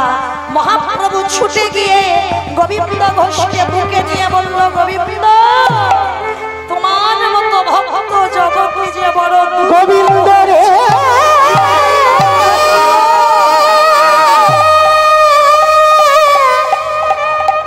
এ জগতে সবাই আমায় ভালোবাসে, কিন্তু তোমার মতো করে আমায় কেউ না কে। আজকের সেই মহাপ্রভু আজ গোবিন্দ ঘোষকে হৃদয়ে জায়গা দিয়েছে। তাহলে বাবা ভগবান হইও তিনিও কিন্তু ভক্তের পদধূলা পেতে চেয়েছে। তবে বাবা আমি যে সামান্য কলির হত জীব, আর কলির হত জীব হয়ে যার ভজন নাই, যার সাধন নাই, যে নাকি কৃষ্ণ প্রেম রস মাধুর্য কিনা, সে কেমন করে একটি বদনে ভগবানের সেই মধুর নাম বর্ণনা করবেন? তবে মায়েরা ভগবান বললেন কলির মানুষের একমাত্র ভব পারাপারের সম্বল হলো এই হরিনাম সংকীর্তন। হরিনাম ছাড়া কলির জীবের কোনো গতি নাই, কোনো গতি নাই, কোনো গতি নাই। হরির নাম হরির নাম হরির নামৈব কেবলম নামৈব কেবল আজকাল নাস্তে বা নাস্তে বা নাস্তে বা গতির অন্যথা গতি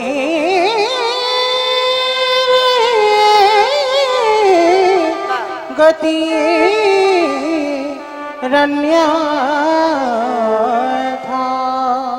ওটে কলির জ্ঞানী অন্ধজি তোরাই অমন করে, অমন করে আর মায়ার মশারি খাটায় ঘুমাস না ভাই। দেখতে দেখতে বেলা যে বয়ে যায়, সূর্য যখন সকালে উঠেছিল শান্ত ভাব ছিল, সেই সূর্য যখন দুপুরে বেলায় এলো, একেবারে ছেয়ে দেখে কলির যে এই যে প্রখরের তাপ, এই সংসারে তাপের জ্বালা সইতে না পেরে আমার প্রাণে গোবিন্দ এই কলিকালের ভাগ্যাকাশে জীবের হাতে ধরে পায়ে পড়ে বললেন, তোদের একমাত্র ভব পারাপারের সম্বল হলো হরিনামে সংকীর্তন।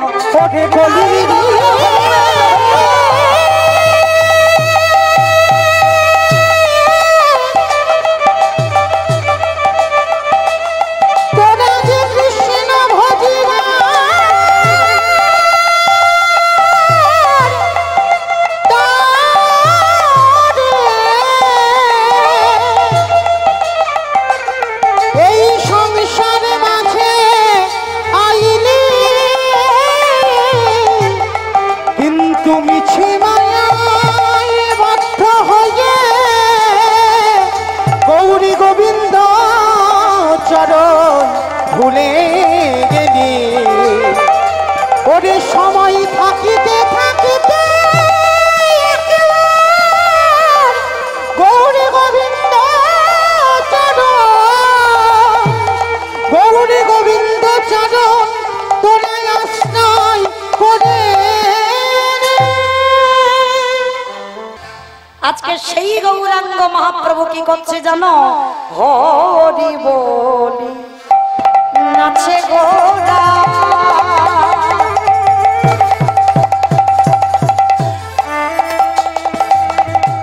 আজ সেভাবে বিভব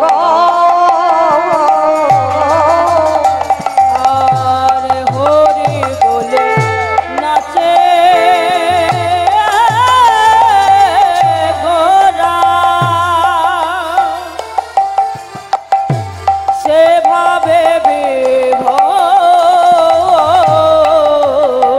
আমার সঙ্গে নিত্যা নন্দন আছে গৌর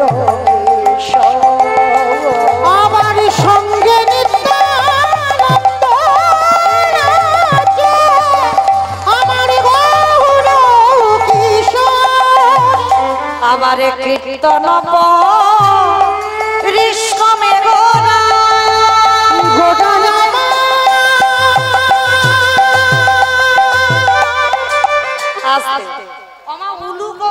মাঠে মাঠে খুঁজতে গেছো?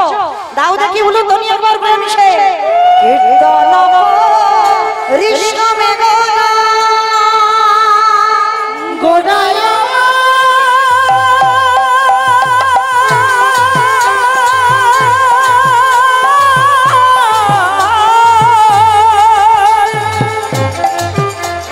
গোটায়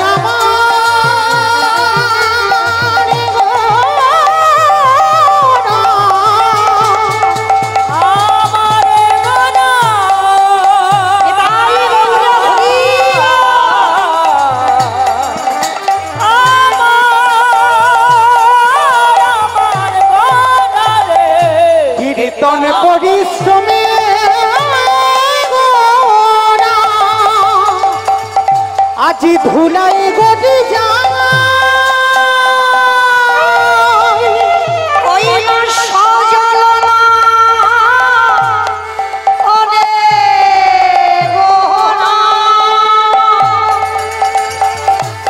অভিরামে প্রাণে চায়। কীর্তন পরি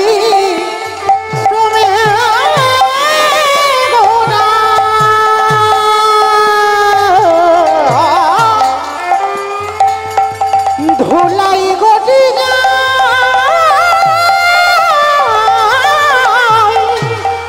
আজি সজালো না নয়নে গোরা, অভিরামের পানে যায়, অভিরামে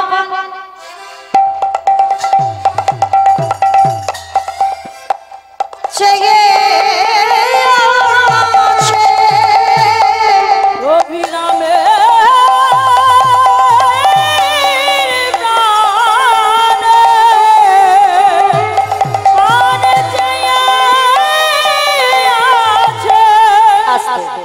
বাবা ঠাকুর গৌর লীলায় এই যে অভিরাম ঠাকুরের শ্রীপাঠ আছে কোথায় জানেন? হুগলি জেলা। যেমন বাবা ষড় গোস্বামী, শ্রীরূপ সনাতন ভট্ট রঘুনাথ, শ্রীজীব গোপাল ভট্ট দাস রঘুনাথ, এই ছয় গোসাইয়ের করি চরণ বন্দন, যাহা হইতে বিঘ্ন নাশ অভীষ্ট পূরণ। রঘুনাথ দাস তিনিও কিন্তু হুগলি জেলার ছেলে, আদি সপ্তগ্রামের ছেলে। এই হুগলি জেলার মাটিটা বড় ধন্যাতি ধন্য মাটি। ওই মাটিতে বাবা আছে বাবা তারকেশ্বর। আবার ওই হুগলি জেলাতে বাবা অভিরাম শিপাট। এই অভিরামের পানে আমার মহাপ্রভু তাকিয়ে তাকিয়ে কাঁদছে। কাঁদছে কেন? এই অভিরামটাকে ওই দাপর যুগে শ্রীদাম সখা, শ্রীদাম সখা ছিল অভিরাম ঠাকুর। তাহলে বাবা একটা কথা মনে রাখবেন, এই যে হরিবাসরে চন্দনের টিপ দেওয়া হচ্ছে না, এগুলো দেওয়া হয় কেন জানো? এগুলো শ্রীবাস সঙ্গনে যখন আমার মহাপ্রভু কীর্তন করছিল, আর শ্রীবাস সঙ্গনে কীর্তন যখন গাইছিল, প্রত্যেক ভক্তরা যারা যারা কীর্তনে যোগ দিয়েছিল, প্রত্যেকের কপালে এই চন্দন আর ফুলের মালা পরানো হচ্ছিল। কেন? এটা গৌর হরির আদেশে। কেন জানো? ভগবান দেখতে চাইল যারা যারা ব্রজে ছিল তারা তারা এই ব্রজ থেকে নবদ্বীপে এলো কিনা। প্রত্যেকের কপালে কপালে চন্দন দিচ্ছে আর ভালো করে দেখে নিচ্ছে সবাই ব্রজ থেকে এলো কিনা।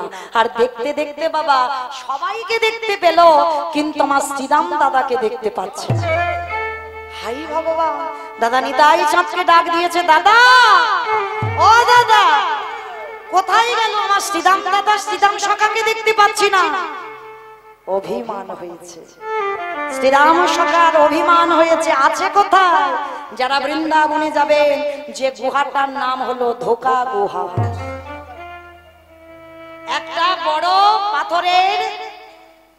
পাথরের বস্তু নিয়ে ওই গুহাটার মুখে ঢাকা দেওয়া আছে। কেন? কালকে বলেছি বাবা, কালিয়া দমন লীলায় ব্রহ্মা যখন গরু চুরি করেছিল, সমস্ত বন্ধুদের নিয়ে গুহার ভিতরে লুকিয়ে রেখেছিল। পরক্ষণে ওই গুহা থেকে বাবা কৃষ্ণ সবাইকে এনেছিল।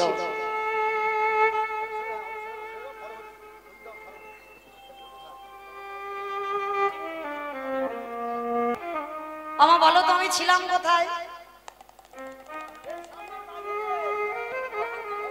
ভুলে গেছো? তাহলে আমার কি করে মনে থাকবে এত কথা বলতে গিয়ে? চলে শ্রীদাম শাখা, বাহ, মনে করে দিয়েছে বাবা ঠাকুর। শ্রীদাম শাখা কেমন? তো চলেন এই শ্রীদাম শাখা, যেদিন বাবা ব্রহ্মা ওই গরু বাছুর রাখালগণকে চুরি করে গুহর মধ্যে লুকিয়ে রেখেছিল, ভগবান কৃষ্ণ পরক্ষণে সবাইকে উদ্ধার করেছিল, কিন্তু শ্রীরাম সখাকে একবারও ডাকেনি। শ্রীরাম সখার অভিমান হলো, কৃষ্ণ তুই যতদিন না নিজে হয়ে আমাকে এসে ডাকবি, আমি ততদিন এই গুহর মধ্যে লুকিয়ে থাকবো, আমি এই গুহ থেকে বার হব না। সবাই বৃন্দাবন থেকে নবদ্বীপে চলে এসেছে একটা একটা করে, কিন্তু বাবা শ্রীরাম সখা সেই গুহার মধ্যে লুকিয়ে আছে। গৌর সুন্দর দাদা নিতাই চাঁদকে ডাক দিল, দাদা, আমার শ্রীরাম সখা কই? মনে মনে ভাবলো, তাই তো, আমি তো সবাইকে উদ্ধার করেছিলাম গুহা থেকে, কিন্তু শ্রীরাম সখাকে তো ডাকা হয়নি। সর্বনাশ! দাদা নিতাই চাঁদকে বলল, দাদা যাও তুমি বৃন্দাবন, আর বৃন্দাবন গিয়ে তুমি দেখে এসো সেই গিরি গোবর্ধনের গুহতে শ্রীরাম সখা বোধহয় লুকিয়ে আছে। আর এই গিরি গোবর্ধনে যাবেন যারা, দেখবেন পরিক্রমা যারা ওই গন্ডি কাটা হয় বলে না, দেখবেন বাবা সবাই এই কানটা ধুলাই দিয়ে গন্ডি কেটে যায়। নিতাই চাঁদ বুঝতে পারছে না শ্রীরাম সখা আছে কোথায়। ওই চারিদিকে গিরি গোবর্ধনের চারিদিকে কান পেতে শুনছে, কিছু আওয়াজ পাচ্ছে না। হঠাৎ কে যেন ওই গুহর নিচে বসে কৃষ্ণ কৃষ্ণ ওই প্রতিধ্বনির আওয়াজটা আসছে। শ্রীরাম সখা ওই গুহতে বসে ডাকছে, আর নিতাই চাঁদ কান পেতে শুনছে, কৃষ্ণ কৃষ্ণ কৃষ্ণ কৃষ্ণ কৃষ্ণ কৃষ্ণ কৃষ্ণ কৃষ্ণ কৃষ্ণ কৃষ্ণ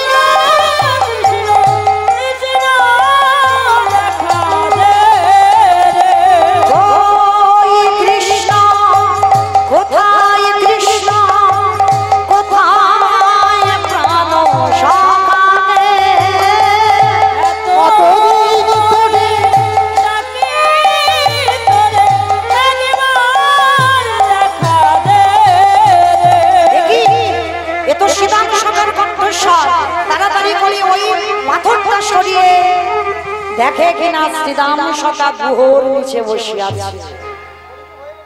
সাধারণ মানুষ কত লম্বা, আর নিতাই চাঁদ কলিযুগে 3.5 হাত। নিতাই চাঁদের যেই না গিয়ে দাঁড়িয়েছে গুহ থেকে শ্রীরাম সখা বেরিয়েছে বাবা ইহার লম্বা, তার নিচে যেন ছোট্ট আমার নিতাই চাঁদ। এই যে শ্রীরাম সখা জিজ্ঞাসা করছে তুমি কে? বলে আমি দাদা বলাই। বলাই বলাই যদি হবে, বলরাম দাদা যদি হবে, তুমি এইটুকু হলে কি করে?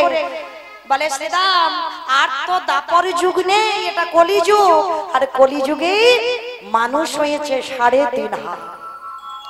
ওই জন্য আমি বলাই দাদার রূপ ত্যাগ করে আজকের আমি নিতাই চাঁদ হয়েছি। বলে কি করে নিয়ে যাব? আছে কোথায়? বলে আমার কৃষ্ণ কোথায়? বলে কৃষ্ণ তো নেই। বলে সেই কৃষ্ণ হয়েছে আজকের কলিযুগে গৌরাঙ্গ। আজকে সে কালো রূপ আর নেই গো, এসেছে ব্রজের বাঁকা কালো সখা দেখবি আমাদের এসেছে ব্রজের বাঁকা কালো সখা দেখবি আমাদের সোনার নদিয়ায়। এসেছে ব্রজের বাঁকা কালো সখা দেখবি আমাদের সোনার নদিয়ায়। কালো বরণ নাই, তার কালো বরণ নাই, ও তার রাহি অঙ্গে অঙ্গ দিয়ে গৌর হলেন তাই। কালো বরণ নাই, ও তার অঙ্গে অঙ্গ দিয়ে গৌর হলো তাই। কালো বরণ এখনই নাই, রাই অঙ্গে অঙ্গ দিয়ে গৌর হলো তাই। আবার সে থাকার ব্রজের খেলা, সে থাকার রসের খেলা, সে থাকার ব্রজের খেলা, সে থাকার রসের খেলা খেলবি যদি দেখবি আয় তোদের সোনার নদিয়ায়। এসেছে ব্রজের বাঁকা কালো সখা দেখবি আয় আমাদের সোনার নদিয়ায়। এসেছে ব্রজের বাঁকা কালো সখা দেখবি আয় আমাদের সোনার নদিয়ায়, আমাদের সোনার নদিয়ায়, আমাদের সোনার নদিয়ায়। নিতাই চাঁদ বলছে সে আর কৃষ্ণ নেই, গৌর হয়ে গেছে। তা মায়েরা হঠাৎ যদি আপনাদের নরসিংহপুরে ইহার লম্বা চওড়া একটা মানুষ আসে, মানে দাপর যুগের মানুষ আসে, তাহলে কি করবে? এই 3.5 হাত মানুষগুলো সব হাঁ করে তাকিয়ে থাকবে না, এই মানুষটা কি ভূত ভূত এলো নাকি? তাহলে কি করতে হবে? এইবার কি করেছে বাবা নিতাই চাঁদ বলছে শ্রীরাম সখাকে, বলে ভাই তুই তো লম্বা চওড়া মানুষ, আমাকে একটু কাঁধে করে নি। আর কাঁধে করে নিয়ে হাঁটতে হাঁটতে নবদ্বীপে যাব, তখন এত গাড়ি ঘোড়ার রাস্তা নয়। এইবার নিতাই চাঁদ শ্রীরাম সখার কাঁধে উঠেছে, আর যেই না কাঁধে উঠেছে এমন করে নিতাই চাঁদ চাপ দিয়েছে, একেবারে 7 হাত থেকে একেবারে 3.5 হাত হয়েছে। একটা চাপে 3.5 হাত। আর যেই না 3.5 হাত হয়েছে মহাপ্রভুর কাছে এসেছে। মহাপ্রভু বললেন দেখো সবাই তো জন্ম নিয়েছে, তুমি জন্ম নিচ্ছ না, চলো তুমি নতুন করে জন্ম নেবে। কোথায়? খানাকুল, হুগলি জেলায়। তোমার নাম হবে অভিরাম ঠাকুর। আর ওই হুগলি জেলায় খানাকুল নামক জায়গায় অভিরাম ঠাকুর জন্মগ্রহণ করলেন নতুন করে। আজকের সেই মহাপ্রভু আমার অভিরামের পানে তাকিয়ে আজ নয়ন জলে কাঁদছে। আর যেই না কাঁদছে অভিরাম ঠাকুর বুঝতে পেরেছে প্রভুর কাঁদার কারণটা কি। বুঝিয়া সে ভাবের গতি অভিরাম অভিরাম ধারা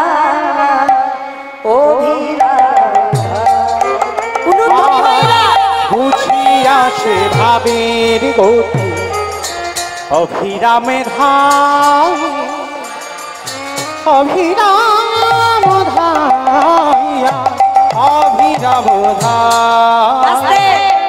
অভিরাম বুঝতে পেরেছে প্রভু কাঁদছে কেন, সকাল থেকে হরিনাম করছে। বাবা সত্যি কথা বলছি, আমি যেমন খেয়ে হরিবাসরে উঠিনি, নেমে তবে খাবো। তাহলে এই যে এত চিৎকার করছে, আমার খিদে পাইনি, পেয়েছে খিদে, কিন্তু মহাপ্রভু সকাল থেকে হরিনাম করছে, কিছু খাই। তা যেই না খাইনি বাবা, আজকের সজল নয়নে মানে নয়নে চোখে জল অভিরামের পানে তাকিয়ে আছে। আর অভিরাম মনের ভাষা বুঝতে পেরেছে, আর বুঝতে পেরে কি করেছে জানো? বুঝিয়া সে ভাবের গতি অভিরামে ভাই, আজি অভিরামী ধায় অভিরামী অন্ন ব্যঞ্জন জানি প্রভুর সম্মুখে যোগায় অন্ন ব্যঞ্জন আনে প্রভুর সম্মুখে যোগায় সম্মুখে যোগায় সম্মুখে যোগায় বুঝি আসে ভাবের গতি অবিরাম ধায় অবিরাম ধায় অবিরাম ধায় আজ বুঝি আসে নিতাই গৌর হরিহর হরিহর। অভিরামী ধায় অভিরাম ধায় অভিরামী ধায় আজকের মহাপ্রভুর ওই ভাব দর্শন করেছেন আর ভাব দর্শন করে বাহু তুলে আমার মহাপ্রভু কীর্তন করছে আর বাহু তুলে কীর্তন করতে করতে বাবা মহাপ্রভুর ভাব দর্শন করলে লীলার পাশে বৈষ্ণব মহাজন। মায়েরা আপনারা জানেন তো এই লীলাটা হচ্ছে অন্ন ভিক্ষা। ওই জন্য কোন মায়েদের ওই যে চাল ডাল আলু সবজি একটা করে সিধা সাজাতে হয়, এগুলো নিয়ম। এই সব লীলায় নিয়মগুলো মানতে হয়, কারণ যাজ্ঞিক পত্নীরা আজকে রামকৃষ্ণকে অন্ন সেবা দেবে বলে একটা সিধে তৈরি করে আনতে হয়। তো আজকে লীলার পাশে বাসুদেব ঘোষে কহে মনে হরিষে মনের হরিষে অন্ন ভিক্ষা লীলা গোরা করিলা প্রকাশে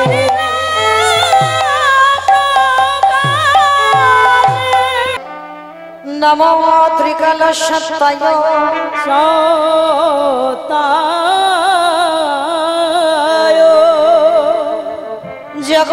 জগন্নাথ সুতায় আছা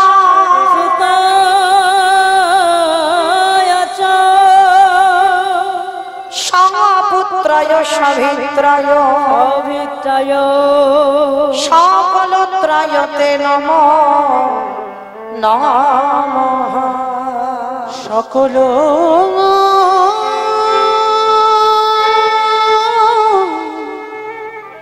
সকল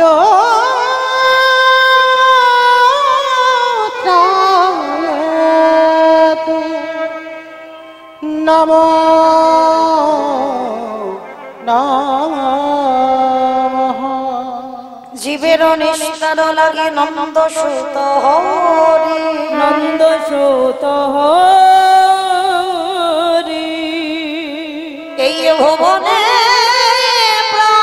প্রকাশ হলো আমাদের গুরুর ধরি। এই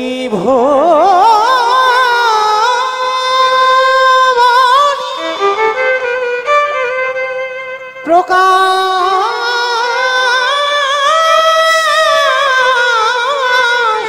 হলো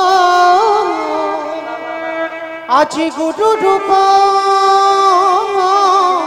ধরি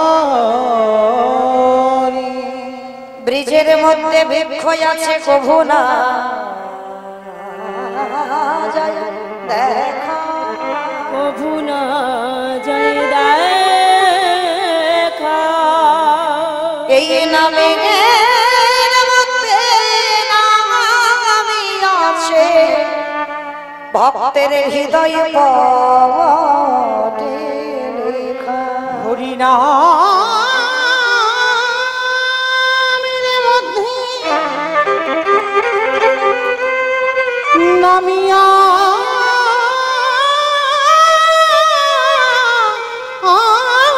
আছে ভক্তির হৃদয় পাটে লেখা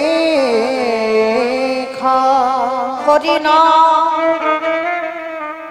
হলো রে হলো রে ভাই আমাদের ভগবান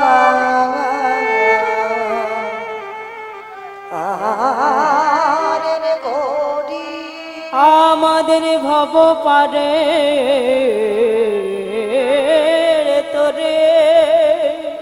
কৃষ্ণ নাম হলো রে আমাদের ভগবান রে তোরি। কৃষ্ণ নাম হলো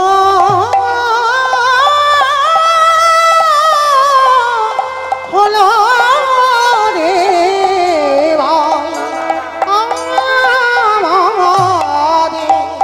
ভগবান রে তোরি। হরি নাম কৃষ্ণ নাম বড়য় মধুর বড়য় ধরে যে জনা কৃষ্ণ ভজে ও ভাই সে বড় চতু। যে জনা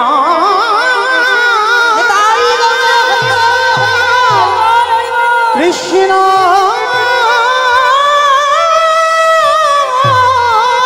ভজে সে বড় চতু। নদিয়া বিহারি আমার গোরা আমার গোরা এই কলির পাপাচারী অত্যাচারী ব্যভিচারী দুরাচারী সকল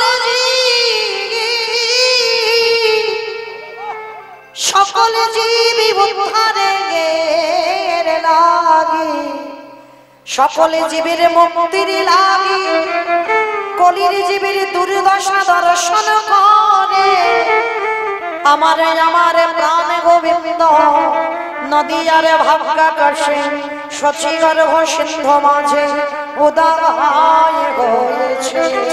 আমারি আমার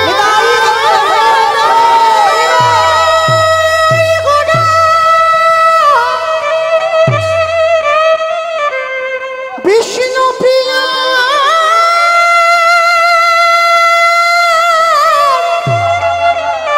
প্রাণে ধুয়া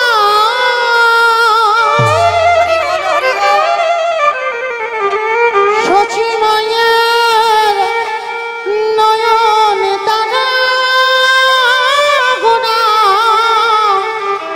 এই নদিয়া নবদ্বীপ মাঝে সচিগর্ভ সিন্ধু মাঝে আমার গোড়া এই নদিয়ার ভাগ্যাকাশে কলির জীবী উদ্ধারে লাগি গোড়ায় আমার উদয় হইল।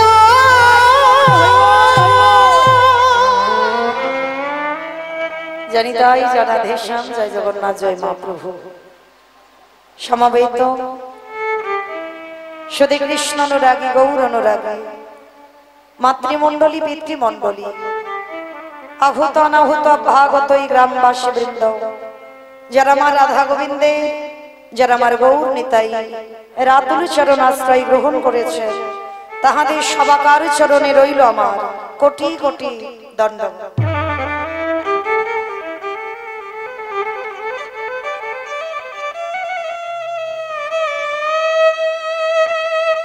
তারপরে জানাই এখানে যত সাধু গুরু ব্রাহ্মণ বৈষ্ণব আছে তাহাদের চরণে রইল আমার কোটি কোটি দণ্ডবত প্রণাম।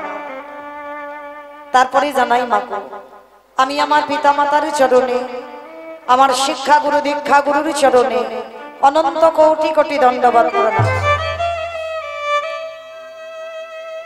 আগে বাসুদেব ঘোষে কাহে এইবার লীলা প্রকাশ হলো বাসুদেব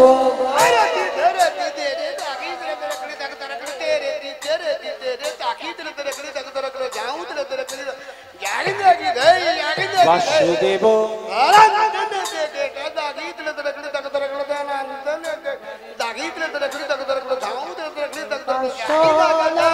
বাসুদেব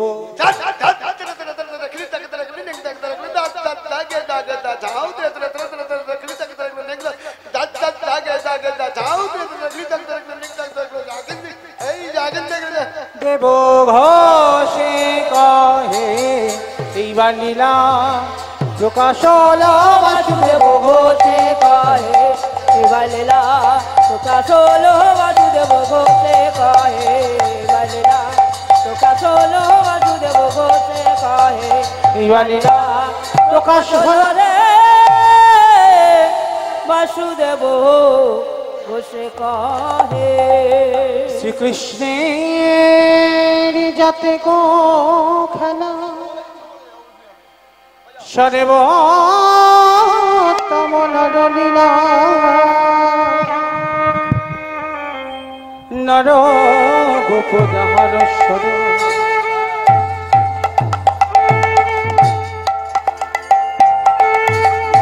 গোপবেশ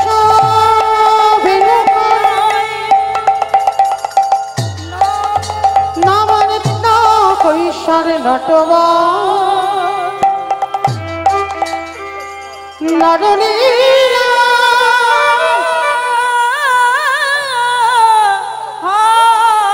হায় অনর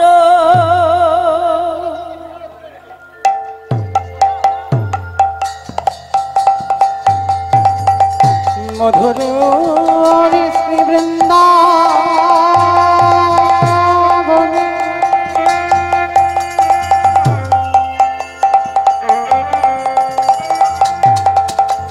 দেখো লীলা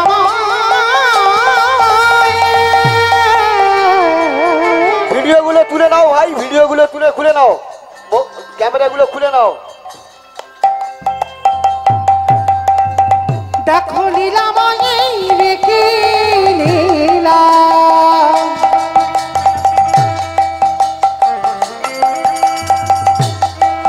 লীলা মায়ের কি খেলা মধুমা